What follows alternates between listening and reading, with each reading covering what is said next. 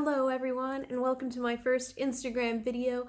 Unfortunately, the first half of my video got deleted, so we're off to a great start. Hopefully I can remember where I left off so that the flow into the rest of the video makes sense.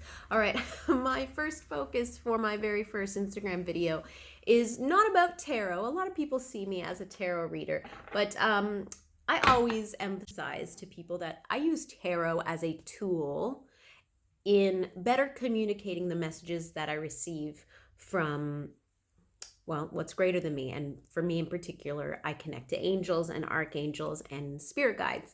So I just use it as like a middleman to help me with my communication. Instagram video is to explain to you the multiple paths that you can traverse to get to where you want to be, which is at a stage of enlightenment, higher vibration, happiness, and abundance, okay? Because that's what spirituality is all about. And in addition, as you begin to walk down that path, the goal of people who are vibrating maybe a little bit higher than others is to help others get on that path as well. That is the ultimate goal. So when you look to a healer, look to a spiritual healer to help you get there, their goal should be to get you vibrating just as high as them, okay? The point here is we all have gifts, every single one of us. And anybody who's telling you you don't have gifts is selling you the wrong medicine, okay? We all are made in the image of God, of something greater than ourselves, the universe, spirit. I don't care what you call it. The point is we're all made in that image. True spiritual person who's on a spiritual healing path, their goal is to get you to that place as well, okay? Because that place of following something greater than yourself with true commitment and knowing that there is more for you in this life is what brings you ultimate happiness and someone doing authentic spiritual work should want to get you there, okay? Because that's where they're at, right? So they should want to get you there as well. I just think it's important to mention that everybody interprets this path very differently. Everybody's truth is very different as well. And what I mean by that is, okay, first of all, the number one absolute truth is that love and light is the center focus of true spirituality. Anything else, revenge, dark hexes, conspiracy theories, that is not true spirituality, plain and simple. If the end goal or the focus is love and light to get you to your end goal, you are on a true, authentic spiritual path. How you get there, that doesn't matter. Everybody's spiritual truth is different, and we need to learn to accept that and love that without judgment. That's an important aspect of this journey.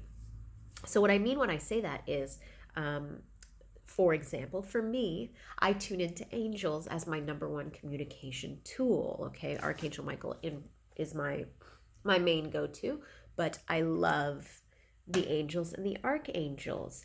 Some people don't resonate with that, and that is okay. That does not mean your path is wrong. That does not mean you're not going to have a successful path.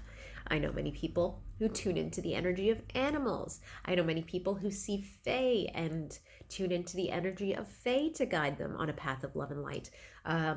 For example, some people really like unicorns. I particularly have zero attachment to unicorns, but that does not mean that they're wrong and I'm right. It just means that their truth is right for them and my truth is right for me. I pass on to my truth onto you as my truth, but not as the absolute truth. And anybody who's saying it's the absolute truth, yeah, it's turning culty and religion-like.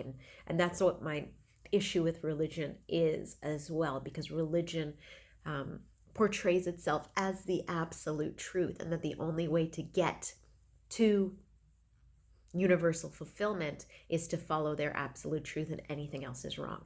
And I don't think that's right. Nothing about that has been taught by the ancient masters. For example, I'm really attached to Master Jesus, to Yeshua, okay? I especially love iconography. And I'm super attached to images of Mary, Queen Mary, and Jesus in iconography, especially Russian iconography. I like Greek iconography as well, but Russian iconography does something to me. It moves me and it inspires me. For some people, they're not inspired at all by Jesus or Queen Mary. Maybe they even have a bit of negativity towards them because of what religion has done to the image of Queen Mary and Jesus. Remember that they are separate from Christianity, okay? And that's okay too. What leads you to your truth is true to you and important to you and part of your path. As long as it is rooted in love and in light, it's not wrong, and there's nothing wrong with that. And I notice that so many social media accounts for spirituality sell that there's only one way to absolute truth. Through my oracle cards, through my witchy spell book, through being a pagan and denying anything else, through hating Jesus. There's so many falsehoods out there. And it's so easy to get sucked into that black hole of false spirituality that exists in social media, which is why I always stress conscious consumption. If it is bringing fear in you and making you doubt that you're going in the right direction, or that you're doing the right thing, or that your spiritual path is not fulfilled until you buy those cards, or that you are not living a true spiritual life until you read that book, then it's wrong. It's a lie. It should never instill fear in you. It should just instill love and inspiration and comfort. That is true spirituality. So your first step when you're discovering how to begin your spiritual path is finding what resonates with you. Okay? Not what resonates with anybody else, not what anybody else is doing. Don't look to them for inspiration and look to them to guide you, but don't look to them as the one true way, okay? For example, I know a lot of people see I use tarot cards and then they think that is the way to their spirituality. It could be, but it could also not be. Everybody's path to spirituality is completely different. For example, I love the idea of astrology, but that has never been my path. I just simply can't wrap my artistic brain around the mathematical part of astrology, okay? I can't. That's not my gift. I'm not even going to pretend it's my gift, okay? So you don't have to pick up a deck of tarot cards or a deck of oracle cards and think that that's the only way to be spiritual. If it helps you, if it's a tool, if it brings you joy, then use it. If it brings you stress, put it down and forget about it, okay? It's not meant to bring that emotion to you. I was gifted my first tarot cards at 12 years old by my mother, and it immediately felt like a connection I knew all my life. I immediately felt attached to the cards and felt drawn to read them for other people. Immediately. And I didn't even doubt my abilities or get hard on myself for not being a perfect reader because it just felt natural. If you pull out a deck of tarot cards and feel stressed every time you have those cards in front of you, that's not your spiritual tool. Put it aside and don't stress. It doesn't have to be your spiritual tool, okay? If you look at a birth chart in astrology and it brings you joy and you can figure it out like that, that's your tool. If you look at a spell book working with essential oils and plants from nature and it brings you joy, that's your tool. Whatever tool makes your heart sing and doesn't bring you stress, that's what you should be using on your path to spirituality. And another thing that's often sold in the spiritual world as a necessity for spirituality is yoga and meditation. And I just want to talk about that for a second, because especially in the white community, this is sold as a one true path. So I just want to talk about that briefly. I often have people come to me and say, oh, you must love yoga and you must love meditation. I don't.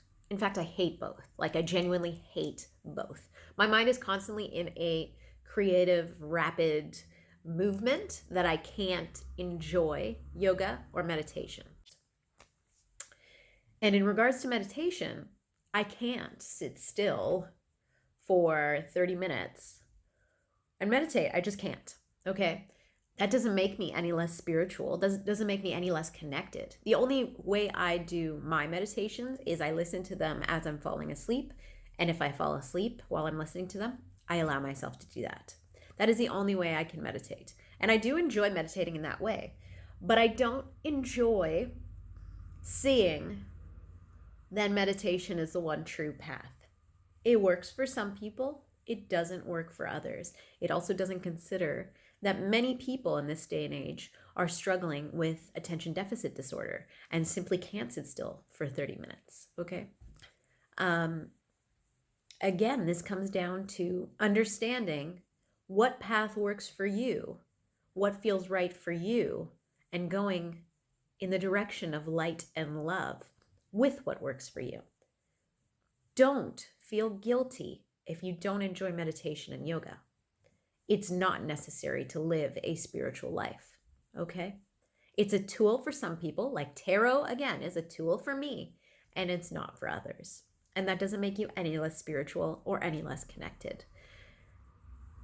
Basically, the focus of this, my first Instagram video, is that spirituality has an end goal. And the end goal is abundance, enlightenment, and pure bliss. But there are so many paths to get there. And as long as the path is illuminated with light and with love, it doesn't matter how you get there, so long as you get there.